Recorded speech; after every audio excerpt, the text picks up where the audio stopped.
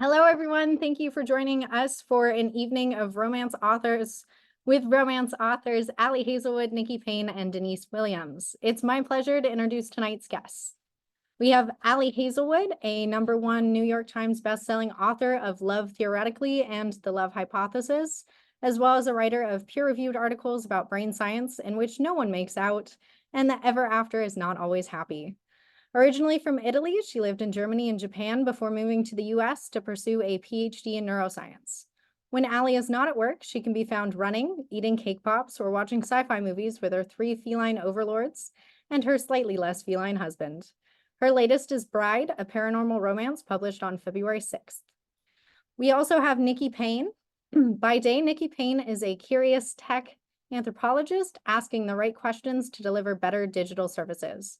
By night, she dreams of ways to subvert canon literature. Nikki's a member of Smut U, a premium feminist writing collective, and a cat lady with no cats. Her latest is Sex, Lies, and Sensibility, a contemporary diverse retelling of Jane Austen's Sense and Sensibility, published on February 13th. And then last but not least, Denise Williams, who wrote her first book in 2nd grade, I Hate You, and its sequel, I Still Hate You, featuring a tough, funny heroine, a quirky hero, witty banter, and a dragon. Minus the dragons, these are still the books she likes to write.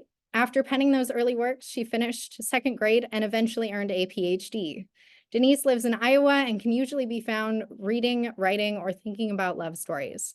Her books have been listed as the Indie Next Pick, Library Reads Pick, and received starred reviews from Publishers Weekly and Library Journal. Her latest is Technically Yours, a story of second chance romance set in the STEM industry workplace, and published in December. All right. So I'm going to have all of the authors come off mute. Can I just say Ali Hazelwood is an amazing book model? Like, you have a gift. Should be. Thank you. Thank Top you. tier. Really was top tier. All right. This is my calling. Like, this is what I want to do. When I was little, I want to become a book model, and I made it. Honestly, you have the hands for it. Thank you.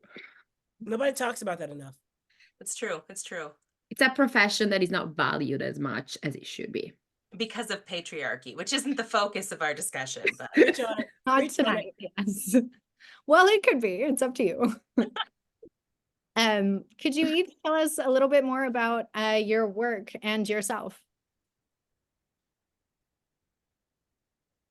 That is so open. Whatever you would like to share with us. Ooh, it's so open. Maybe something we didn't already talk about. I cannot possibly go first. Otherwise, I will just overshare everything about like. I'm gonna need someone else to put like constraints on me. okay, the Midwesterner in me can't stand the silence. So, I would say if you look across all my books and me, I like to show smart professional women getting it and kind of finding their way in life. I think that's kind of my brand, that's my theme, that's what you see in all my books. And for me, my job is like my writing job, but also my day job is so important to me, and it's so meaningful to me, and it fills me in so many ways that it, as you get to know me and you get to know my characters, that's really resonant in both places, where all my characters really are pulling purpose and value and love from that as they're learning to be in love in other ways.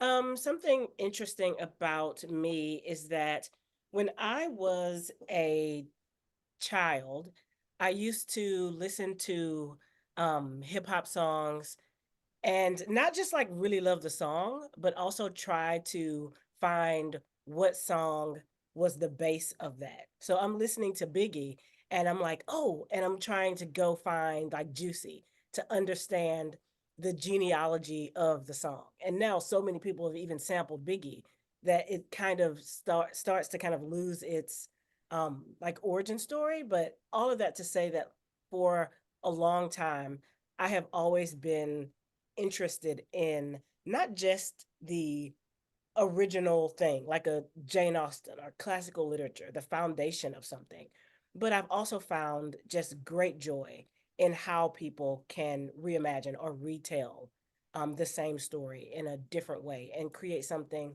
completely new. Juicy is its own song that is fantastic in its own right. But when you put it and make it about, an up and coming hip hop star hypnotized, it becomes a different story, yet with that same foundation. And I love to do that in my work as well. Yeah, I feel like what I have to say about me is sort of like a mix of what you guys are saying. I started writing in fan fiction. I wasn't like I didn't have I wasn't writing fiction as I was growing up. But then when I was in the last semester of my PhD, I was writing my dissertation, and I was so overwhelmed with just academic writing that I sort of kind of became. I've always been very obsessed with fictional characters and fictional stories, but I think for me that semester was the semester that I was like, I need more. And so I started writing fan fiction, and that's kind of how my love of writing came about. So yeah. Very cool. Thanks for sharing. So Ali and Denise touched a little bit on their day jobs, and I'd like to talk to all of you a little bit about your day jobs. And I know you all have PhDs. How does that impact your writing, or does it, or is it an escape, like Ali was saying? I would say Sorry. definitely. I would say it's definitely an escape. I think all of us have jobs because of the nature of our work that people depend on us to think very deeply about very serious issues. And some of that is life and death, and some of it is like um it creates like all of these like larger issues. And there are these moments when like your only problem in the world is like how to get these two characters to kiss, right? And that is a becomes a haven, at least for me. Yeah, I agree. And I recently switched jobs, so I don't deal as much with the life and death anymore. But, sometimes it felt like getting those two to kiss was the harder problem to solve than this other issue. And I love that. So for me, and I worked with college students for 15, 20 years. That's what my degree is in education. And it started as an escape. And I still refer to writing as my side hustle, even though it's not really that. Like it's a full-time like job now, but it feels like an escape, and in part because the ending is happy, whereas in so much of the real world, the ending is uncertain. And I think in that way, the escape is in a lot of ways solidified. I'm sure we can all talk more about if the question is more toward the logistical area of how does that work with your writing? And I don't know for the other two, for me, it means I don't sleep that much and my lunch hours become times for copy editing. But that's a different question. But I think Nikki is nail on the head. Like there's an escape there that is so different from the brain work we're doing in these other spaces.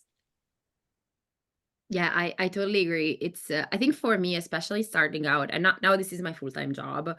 So it's a little bit different, but especially when I was starting out with writing, there was something very cathartic about like being able to, because I wrote fan fiction, but I set a lot of my fan fictions within academic settings and STEM settings. And so it was really just fun to take all these, daily problems that I would have because I had to write a dissertation. I had to deal with my mentors. I had to deal with my, the people who were in my lab, and have my favorite characters and kind of transplant them in the same situations I was in, and kind of look at how would the crew of the Enterprise react to, the problems I was dealing with. And it was so fun.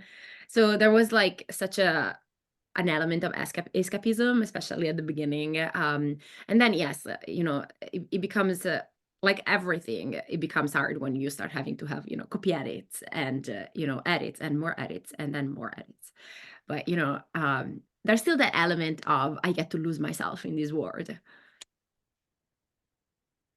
So in a way it's an escape, but do you also, is it while you're dreaming about how to get the characters to kiss and all that, are you pulling inspiration from relationships that you've been in or people that you know or quirks? Is there some part of your daily life that you find incorporated in it? Oh, Yeah, I would say not in my characters, like in the love stories themselves and the relationships. Those are fictional. I don't base my characters on any individual person, but I look at the world as meet cutes. I wrote a whole book about airports, but if I'm in the airport, I fly a lot. I've come up with 19 different ways people could fall in love, like during my layover. Most of them are bad, but they're there. So I see the world in meet cutes, and I think there's something lovely about that because it's imagining sort of that everybody has this love story. And in that way, I think like my real life inspires my writing. And then, there's quirks, there's settings, there's ways people speak. But for me, my characters really are completely fictional. They're amalgamations of some people I love sometimes. But they're not really based on any one person, which I guess makes it easier to like turn the screws on them and ruin their life pretty consistently. I would agree. I would agree, except my characters are all amalgamations, but I also use my characters to grind particular axes in my to stand on soapboxes. Like, hey, let's talk about who the real relationship was for the Avatar. Like, why was she with Aang, right? Like, we're just gonna have it out in the book, right? Is LeBron versus like who is the better athlete? We can talk about that. Who is the better person? Actually, unmatched, right? Like, we don't have to go there. But I use my characters absolutely to grind axes in my real life. But yeah, they aren't based on real people. Yeah, same. You borrow a lot, I think, from something that will happen to you, and you're like, this is such an interesting, it's never a full person. It's usually just like a little bit of a slice of them. Like you see someone in a situation react in a way that you wouldn't, and you're like, this is so interesting. Wouldn't it be amazing to have a character do that? But for me, it's the same. I mean, I'll be honest, maybe it's because I'm a fan fiction person, but I also I borrow a lot from media that I watch or from books that I read, not in the sense of like copying a story, but more like, you read something or you watch something and there is a part of it that really resonates with you. And you're like, well, maybe this is not the focus of this specific, book or movie, but wouldn't it be cool if there was a book about that and you kind of get to explore that? So playing off of that, do you all have like authors or movies or certain books? I mean, I know for Nikki and Ali, definitely some inspiration from the fanfic and the Jane Austen and all that, but are there favorite romance authors that you get a lot of inspiration from, or movies or authors in general? Um, I don't know that there's authors or movies I get like content inspiration from. Um, but I think there's definitely authors that I read that inspire me to write better, more effectively, like with more heart to take risks. Kennedy Ryan is the first one that comes to mind. And if you haven't read Kennedy Ryan, what are you even doing with your life? Like, I truly think she's the best romance author in the game right now. And so when I read her books, it inspires me to take risks in my writing and to go deeper with my characters. So I'm not writing the same content that she is. We're not writing the same plots, and we don't even really write the same way. But I think that there are authors like her, like Adriana Herrera, like Mia Sosa, who really, to me, like I read them and it makes me want to write, I guess, and for lack of a better term, when I'm reading their books. Even though, again, what I'm writing and pulling from is very different, that I don't really have a specific place that is happening. But I think that those are folks who are like well fillers for me, that I know I can safely pick up any one of their books and it's going to inspire me to go get off my butt and start writing, and that I can create something. Really influenced by music. Of course, all of those authors. I just heavy +1 on everything Denise said. And music. This is just an to augment that.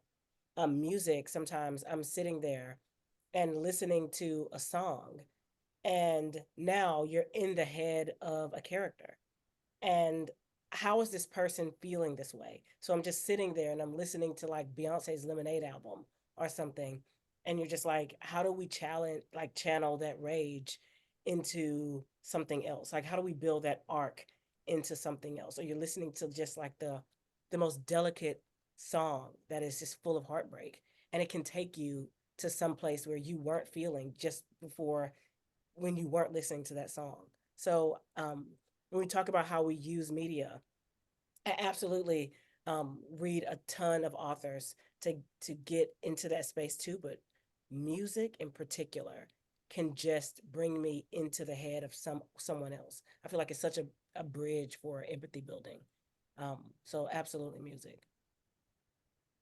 Yeah, so true. Like music is, you know, the best. I feel like you can tell just from how many romance books have playlists, and how many like so many romance books have you know, titles that are like maybe lyrics or changed versions of lyrics, but you recognize like where they're from. There is such a connection between music and romance. Yeah, I mean, I come from fan fiction, so I definitely like get inspired by characters, and I fall in love with characters, and I treat fictional characters last like they are normal people, because that's like they are actual people that I live with, and that's what I do, and I don't know why.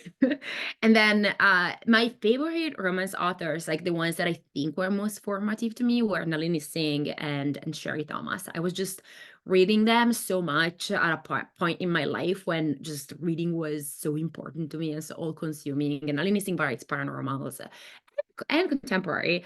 And like she creates these words that I just want to be in these words. And Sherry Thomas has just this prose that is amazing to me. And she writes mysteries actually right now, and I'm like, I devour them. So those are, yeah, like there is something about reading authors that you really like that makes you want to write, not necessarily because you want to like imitate them, but just because you're like, oh, something like this exists in the world. I want to like just kind of share space with them somehow, you know? Yeah, interact and work off of it. So Yeah. when you're being put in like the headspace, listening to a song or reading something, do your characters come to you like fully formed for all of you? Or is it like a piece like, oh, that would be interesting to explore. Let me flesh out a character for that. How does that work? For me, it's usually vibes. I think my editor wished they came to me a little more fully formed than they do. But for me, it's the vibes. Like, I think Nikki, I'm in the same way. I'll hear a song and I think, oh, that's like what they're thinking and feeling. Like that. If here's a secret for me, if my characters are dancing to a song, that's because that's the song I was listening to on repeat while I wrote that scene. Like, I think it helps you get in their head, but for me, that gives you the vibe of them. And then there's work to tease out, like, what's their history? What's their emotional wound? What's the lie they believe? What brings them to this place? What's their goals?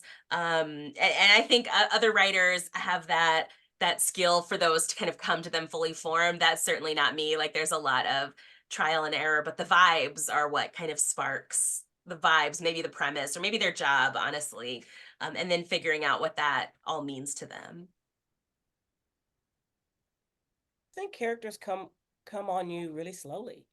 I think in the writing and in the revision, you get to know that character. I don't know, like most authors know so much more about a character than what is on the page. Like you can ask like Denise, what did Cord have for breakfast yesterday? And she'd be like, a granola, some bagels. Like it's just weird the level of like exactly. So there's so much knowledge that goes into building this person on the page. That's not even actually, you won't ever see that on the page. So those characters come to us slowly, but it's in abundance. It really is. I think that's why so many of us write fan fiction of our own characters.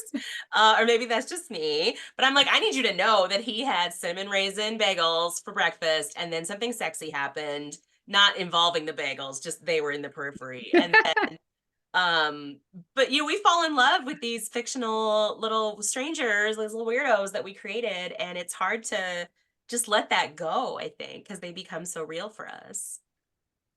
It's so true. And like I'm on that line. I'm editing my book that I have to turn in 4 days, even though I will be asking for an extension. Spoiler alert, in case my editor is here.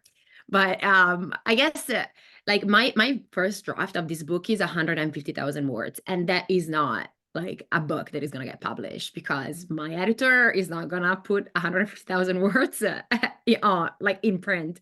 So it just, there is so much more that you write about your characters, and also stuff that you get to know as you write the story. And then by the end of the story, you know exactly, like you said, what is it that they believe about themselves and the world, and how that changes. And like right now I'm editing, the first half of my book, and I'm like, why did I make her say this? Like, it's not in character at all. But at the time when I was writing it, I thought it was in character. So clearly there has been, like this character and I, her name is Scarlett. Scarlett and I got to know each other in the last couple of months as I wrote her. So, that's kind of fun as a process. So as these like fully formed characters kind of take up free rent in your head after you finish the books, is that why I noticed that each of you kind of like slightly put in a reference here or there in some of your books alluding to other characters? Is that because they're just living in your head and you kind of want to interact with them again? Or is that like a fan service thing? I think it's both. That is, I think, in some ways, a genre expectation of, if you're writing in the same universe, if you're writing in series, that's very common in romance. And so as a reader, I love those like little Easter eggs where you're like, things are happening. I know that Yes. name. I know that place. Like, and so when I'm writing in the same universe, I think for me, it's just because I love those characters, but also I think readers really like that. And from a just strictly, I don't know, business sense, I think it makes folks wonder, like, oh, I read Britta and Wes and Technically Yours. And I can be like, oh, here's their story in this other book, not this book. I'm not as good as Ali. I'm not holding anything up. But, I think there's a lot of pieces to that. Yeah. Also, like I love reading a book and being updated on what a couple that I've read previously about is doing. Like, well, this happened to me, for example, with Nikki. I was reading Sex, Lies, and Sensibility, and I'm like, oh my God, Lisa and Darcy, this is what is happening to them. And I just love that, it just in general. So because I love it, because I love to experience it as a reader, I do that as a writer, I guess, Yeah, no, I agree. Like Julia Quinn, every time another couple gets married, in Bridgerton, right? Like you get to hear about the other couple, like the Sherwood brides, Catherine Coulter, like everyone. Like once you're building this universe, you also kind of own that universe, and you get to tell people that, hey, these people actually did make the right decision. They're still together. They still love each other. And you know what I'd like to see more in romance is more like vengeance updates. Like the villains, we get like a little update on them in the epilogue, but I'd really like to see more of villains still suffering Yeah. in later books. And that's not really part of our genre. That's not how we roll. We're like, oh, everybody's happy, they're getting married, they're having kids, they're having all these professional successes. But like, what if we had like some more villain comeuppance? Yeah. I guess that's my challenge to us as romance readers and writers is to demand more pain for the villains. This Oh. is why I love Denise. It's the bloodthirst. Like I identify deeply with that. I am a petty person, and so if you do something mean to someone, I want to see you pay for many books. Yeah. Yeah. Okay. That's not what you asked, but I just needed to float that into the universe. We should do that more. I will try to include this more in my books. Agree. The villains, the villain cut. Little bonus chapter at the end. Bonus chapter, the villain edit. Yeah. Yeah. Oh, That yeah. would be fun. So speaking of characters, were there any characters that you like had a really hard time writing, or some that you like totally loved and didn't want to leave? I'd say by the end, I didn't want to leave any of them. By the end of every book, at least so far, maybe not the one I'm currently in revision for, but that'll come. I loved them at the end. There have been many characters that were like I hit a wall with. One of my airport novellas, The Sweetest Connection, ended up being my favorite of that whole series. I adored it, but I was trying to write the wrong thing is what the challenge was. And so I was trying to write these characters with the wrong motivations. And so I ended up having such a hard time and I wasn't enjoying it. And my working title for that book was Garbage Book, which I think my editor would like me to stop saying in interviews. But again, like it was just so hard to write and it felt like it would never come. And then I took a step back and I did what good writers should do and figured out their goals. And then I wrote it in like a week and a half and it was so easy. So for me, the only time I really struggled with writing a character, it's because I, as the author, was trying to write the wrong thing for them. And once I gave up my control freak tendencies, that, solved the problem. But in the end, I love them all. Yeah. I feel like there was a character, Lou, who took me a very long time to understand. I couldn't understand why she wanted this particular thing and what was in it for her. And one of the things that I got is like advice, particularly about like secondary characters, is that oh gosh, sorry, that was very loud. Particularly about secondary characters is that first, of course, they should like represent and help the main characters, but they should also like have this drum to beat, essentially like have this one idea or one theme that represents them. And I was trying to make her represent too many things at once. And I just wanted to crystallize her desire down into one thing. So when you thought of Lou, when you thought of these side characters, then you think of that one thing. And every decision is threaded by the one thing that that they want. I love Lou. I mean, I don't love Lou, but like she's so important for the anyway. Yeah. I think for me my hardest character was the one for the next book that's gonna come out. Like it was the first time that it happened to me that I read a book and then I had actually two people, my editor and then a friend of mine who read the book. And they kind of both told me the same thing, which was okay, I'm gonna condense it into she's unlikable, but it's not really what they said because I don't think characters have to be likable, but they have to be relatable. And they were like, I don't understand her. She's not giving me anything. And that's because I was trying to write a character who had certain issues, and I think I wasn't being very honest about what her issues were on page, because it was from my point of view. And so I was like, well, she's not going to be honest about her own issues. But I kind of realized that I had to give the character a little bit more. And that was such a hard character for me to write. And at some point I was like, God, I hate her. I'm just going to write another sunshine character who was happy, whatever. And then, there was a point where I think I sort of got her and I was like, I love her and I will protect her with my life. So it was an experience for us. Okay, so it sounds like you all have hit roadblock. I mean, understandably, have hit roadblocks before. Are you planners or do you run kind of by the seat of your pants? Are you pantsers? Do you plan it all out and then if it's not going exactly how you want, you rework it? Because it sounds like we're doing that with characters. Is that what we're doing with plot too? Yeah, so in my heart, I am a pantser. I want to sit down with no plan and then create a magician love story from the ether. And that was just a dig at Nikki, who thinks magicians can't be sexy, but I believe that she's wrong. And so anyway, unrelated. That's how I would love to write. But in traditional publishing, and at least with our publisher, they don't give you money if you don't have a plan. So like as part of the business, I've become a plotter, and I'm actually just listening to Story Genius by Lisa Cron, and it's about kind of building a blueprint, and I love the idea of that. So it's not like a full synopsis, it's not a detailed plan, but it's really a blueprint of character motivations and letting that drive story. And I think that really like lines up with how I like to write. But I think I've written some good stuff with no plan, so that in my heart, that is how I like to write. Story Genius was recommended to me by many people, and I've never read it. Like I'm more of a Save the Cat person, but I clearly have to.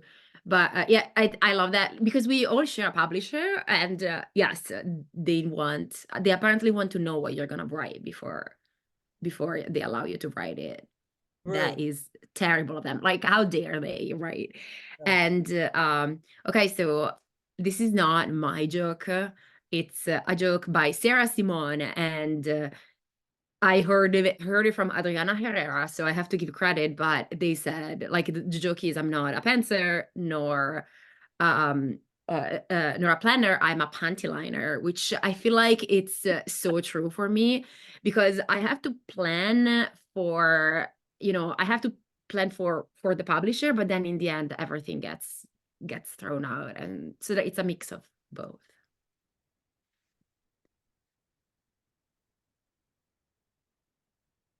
Would you say the same for you, Nikki?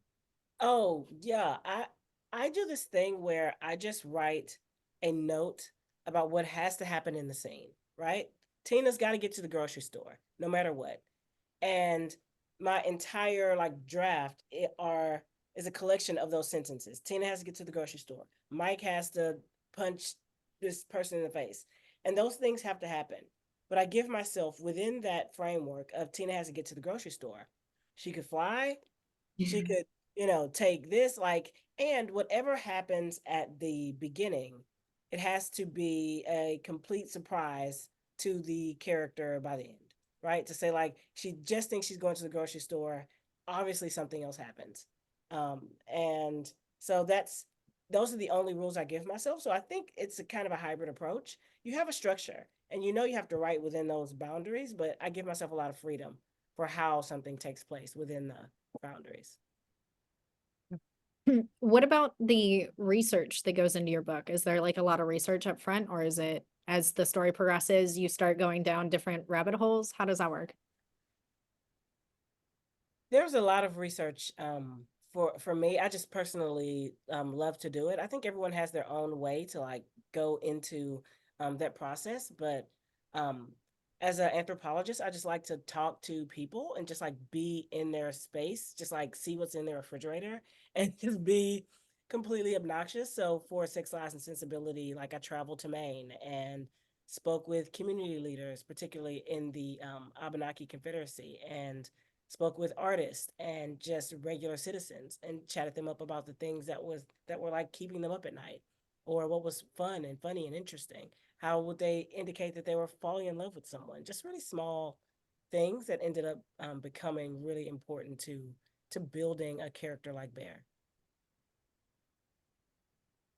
Yeah, I'd say I agree. There's a lot of research that goes into the books, and it's really in different ways. And so for example, in my debut, How to Fail at Flirting, the heroine's a survivor of relationship violence and workplace harassment, and so there was a lot of research, there was a lot of my own knowledge of that, but there was also a lot of talking to people who have lived through that, who have worked in advocacy, who have worked in these spaces, in thinking about not how do I tell somebody's story, but how do I triangulate the story I'm telling.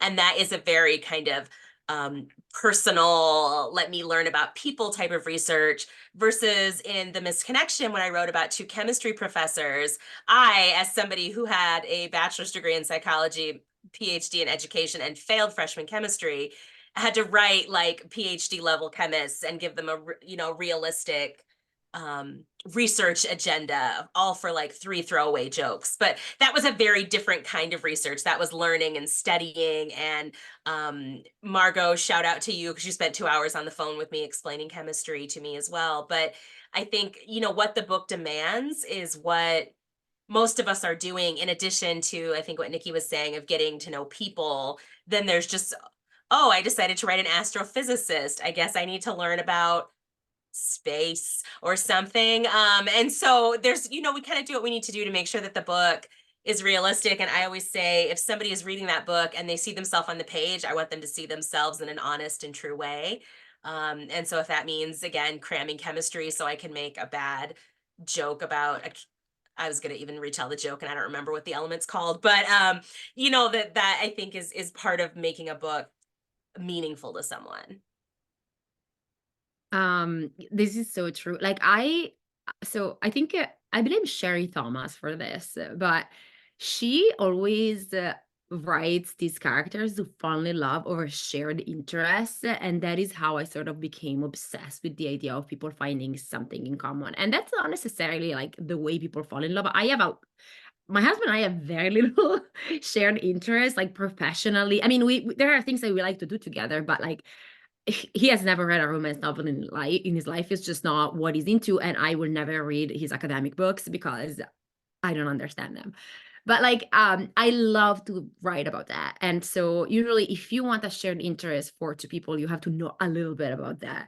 And that is devastating because there's so much research for it. And it's like what Denise said is resonates so much because it's literally for 3 lines. Usually it's just so that you have enough context that you can like believably depict them there, and you're like, whoa, this took me so long to figure out, like hours and hours, and now I have 1 line.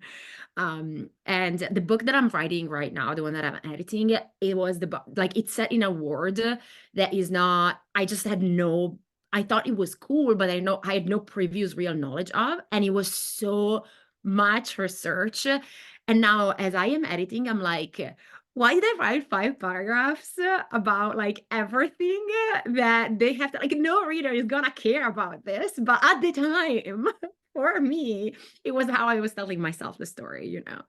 And so now I have 5 paragraphs of like explaining, I don't know, the workings of a pool, for example. It's like, no.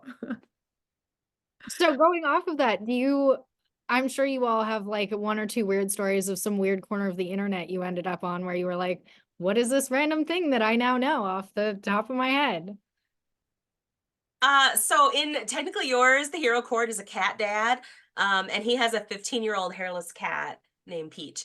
And I am not a cat. I don't have cats. I'm allergic to cats. I'm not a cat person, but I had to do a lot of research, which quickly turned into landing on the side of TikTok that's just hairless cats being bathed. For one scene that we ended up actually cutting from the book. It's in the bonus content because I needed other people to know everything I had learned about bathing this cat. And they wear like little hair, like shower caps. It's adorable. But that was a weird corner of the internet for a non-cat person to be on. And now I want a Sphinx cat, and everyone in my family says no. And so it's a whole thing.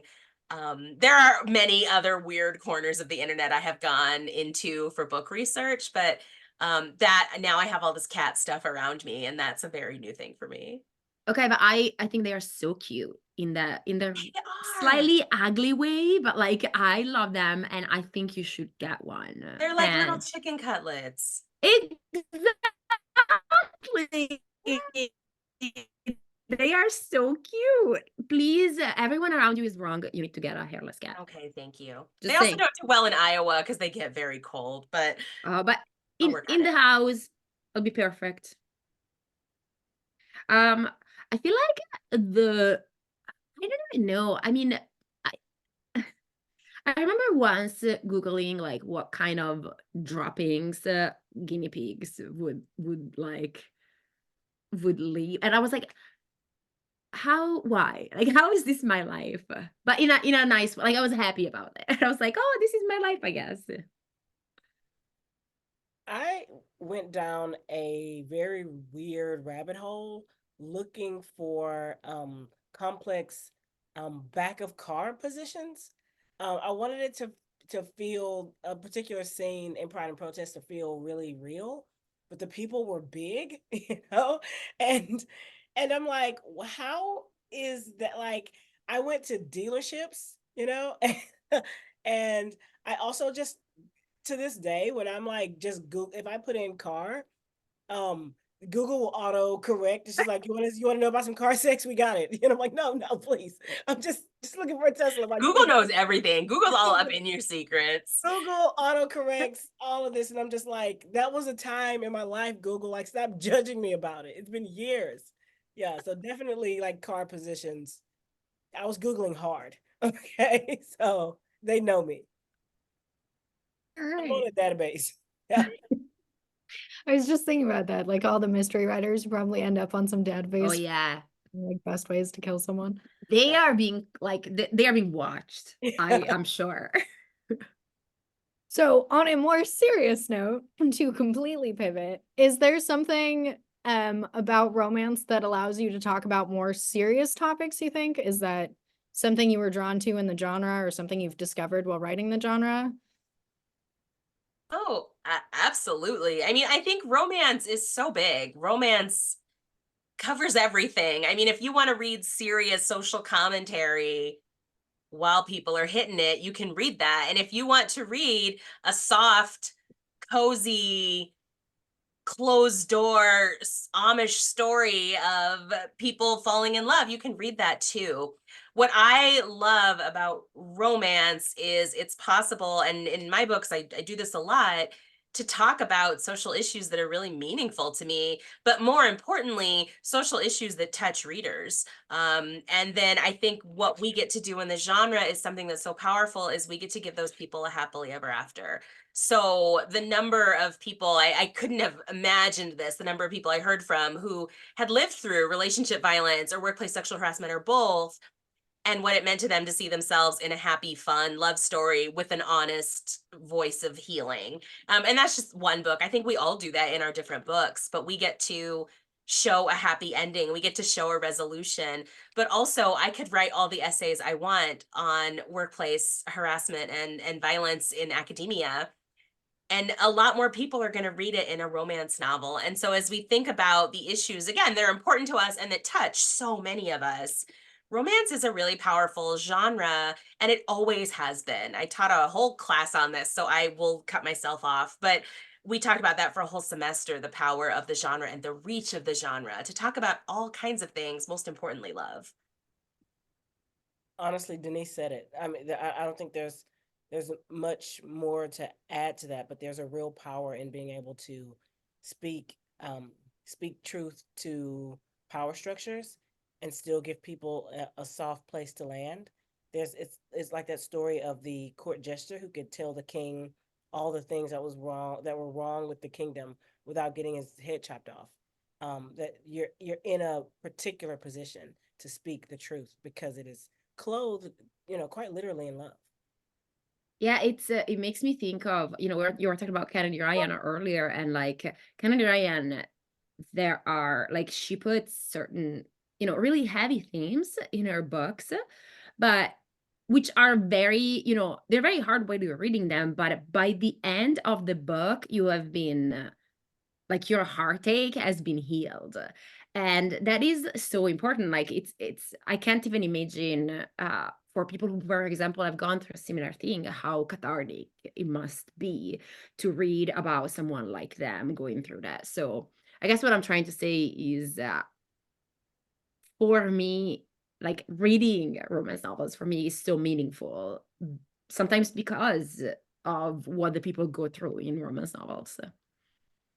And I think the one other piece of that is that historically, romance has been written off as a genre that lacks meaning, that is not literary, that isn't doing important work. And that, again, that is not true today. It never has been at any point in history been true.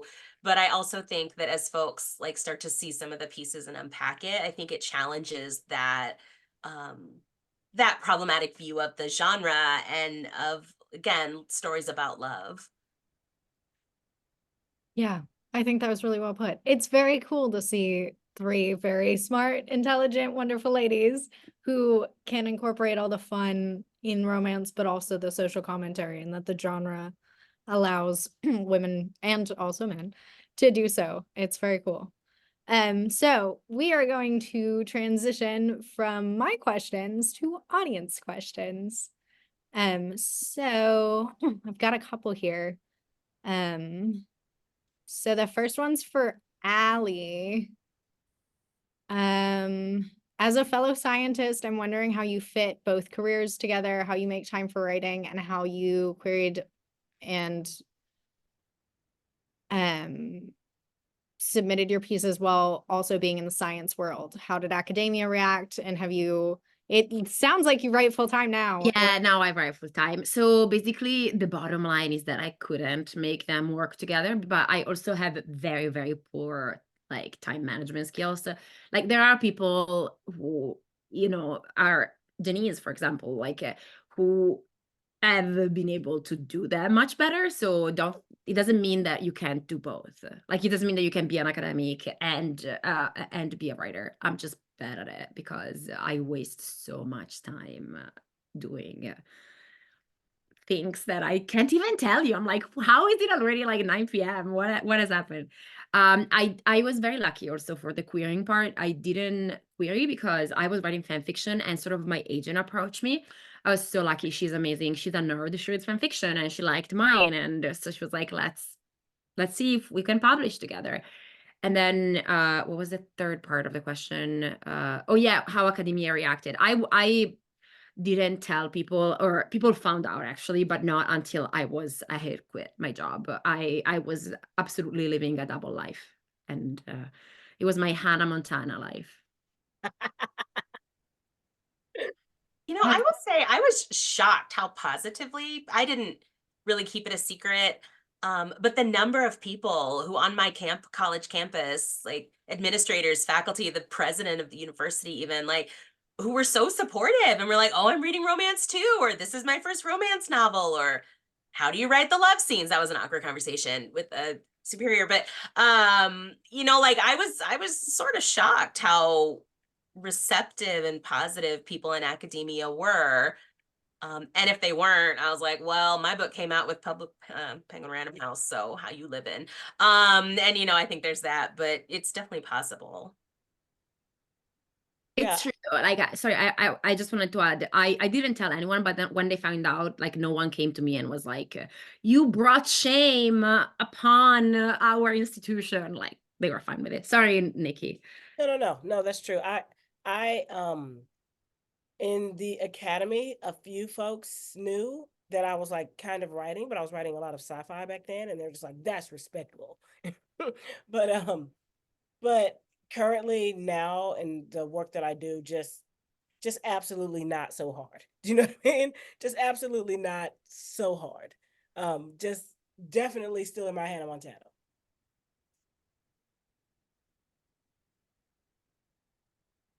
I like the double life. That's Oh very yeah, cool. absolutely secret life.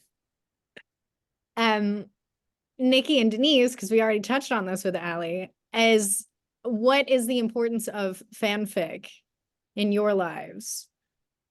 I mean, you write it with your characters, but do you write it about anything else? You read it? I'll be real honest. I didn't truly know what fanfic was until I got into the romance game. It just wasn't how I just wasn't exposed to it. So it's not something I came up with as a writer. So I don't know that it has really an influence for me other than it knowing it brought so many of my favorite people into writing. And I'm thankful for that. But for me, it wasn't part of my journey. It's just never something I was exposed to till I Googled it. So I didn't look dumb at a romance convention. I cannot express to you how, like, the Jane Austen fan fiction community is just so immense. It is probably the largest fan fiction community, just thousands and thousands of groups, subgroups, Jane Austen fanfic that does this, Star Wars Jane Austen fanfic. It is huge, it is rhizomatic.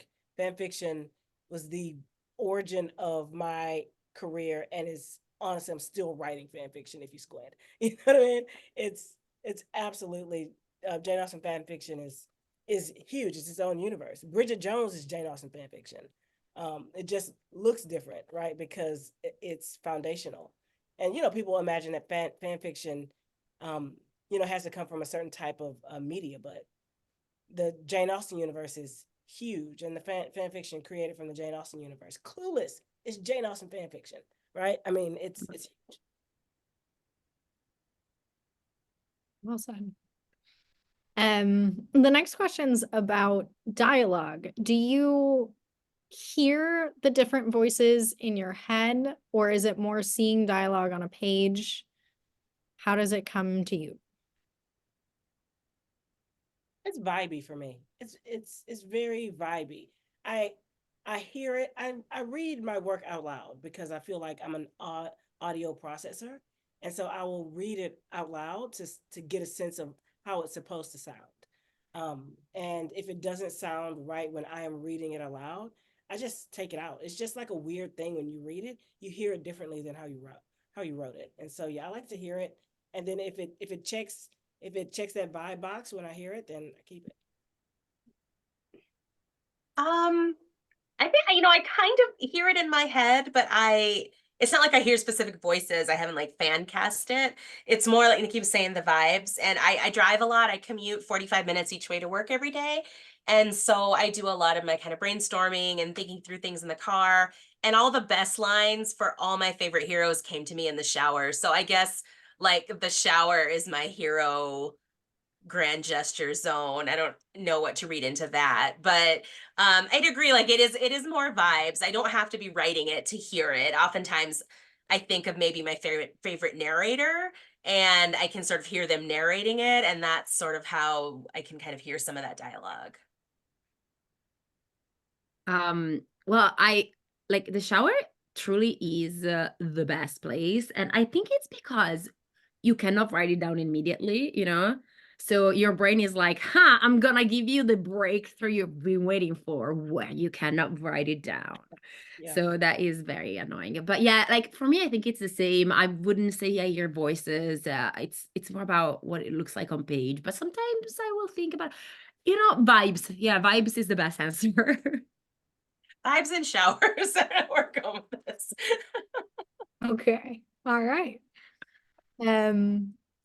Is it hard to cut out words, passages, scenes you've written, and do you feel a loss when you're having to cut those, or is it more transformative?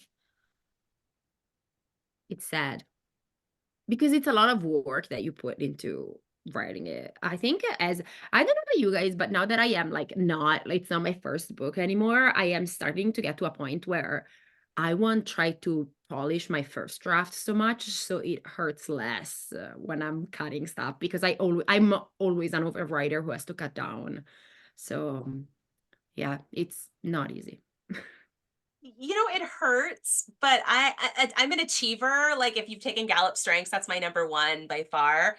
And so once I have a goal, I'm pretty mercenary. I'm actually like pretty cutthroat in cutting things out of my book once I have a goal or some direction or what I have to cut.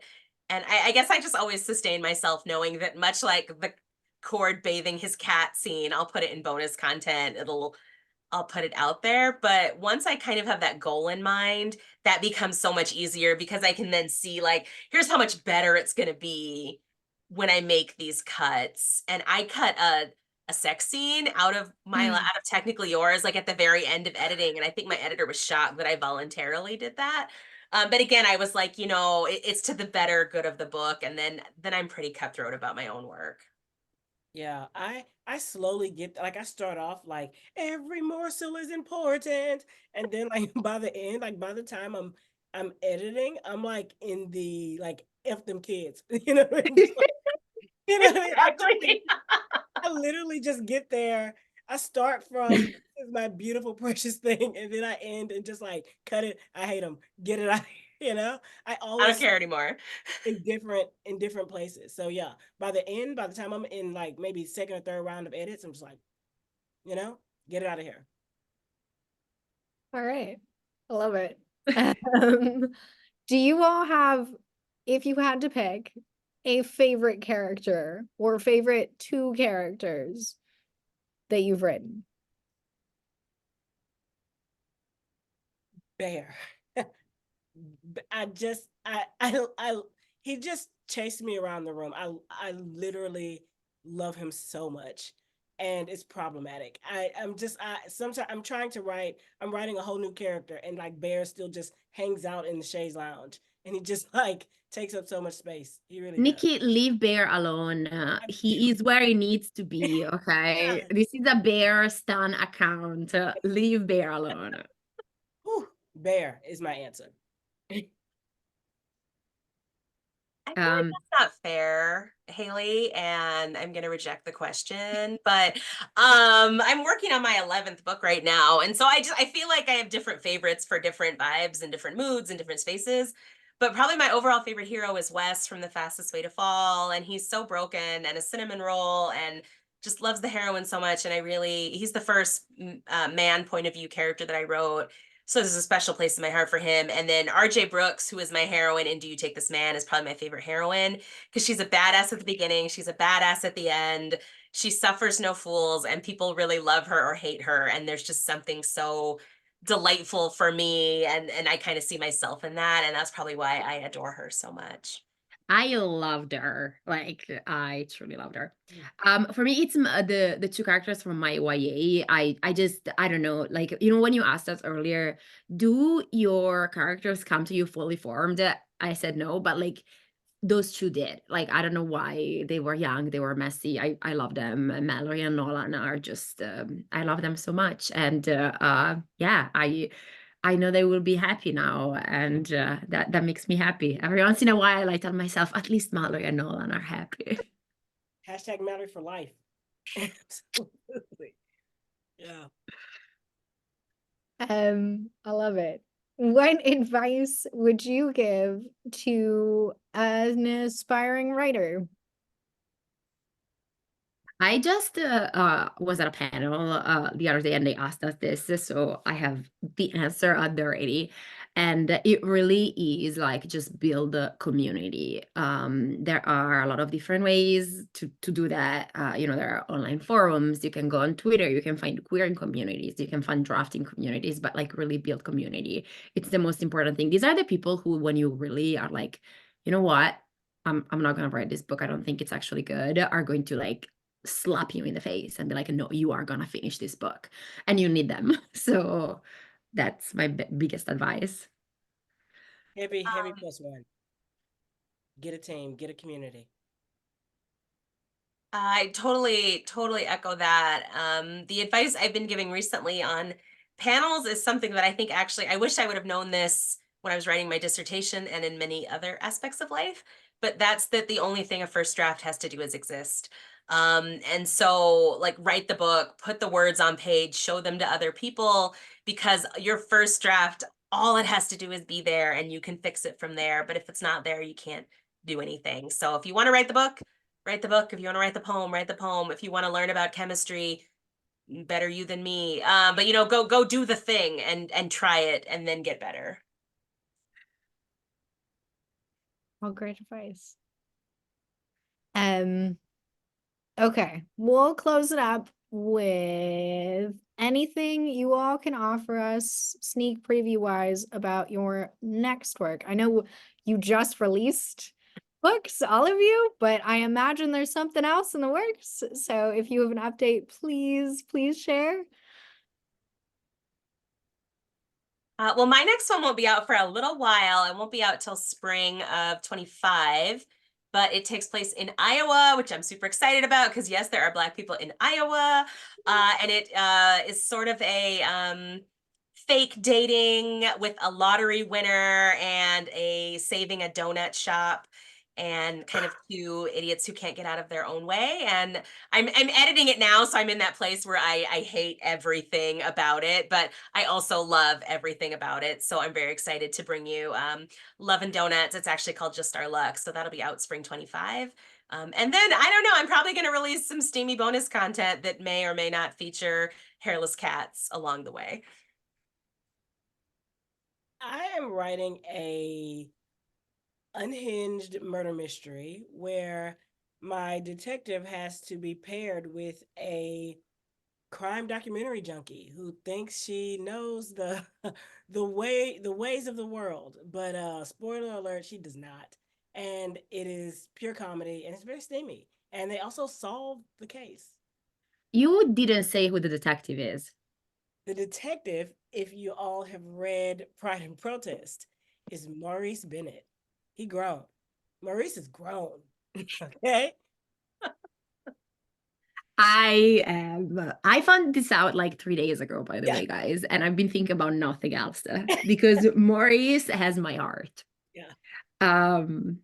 Anyway, my next book is coming out in June, and it's called Not in Love, and it's not a rom-com. It's kind of like a sad book, I would say, but it has a happy ending, of course. They end up together. It's a romance, and it's about yeah, it's about this girl who is a food scientist and this boy, I say girl and boy, they are in their 30s, I think, who is part of the private equity firm that who's trying to take over the company she works for, and they meet on like a dating app or on a hookup app, and they hook up, and then they figure out that, oh no, he's my enemy at work, and you know, that one of those things.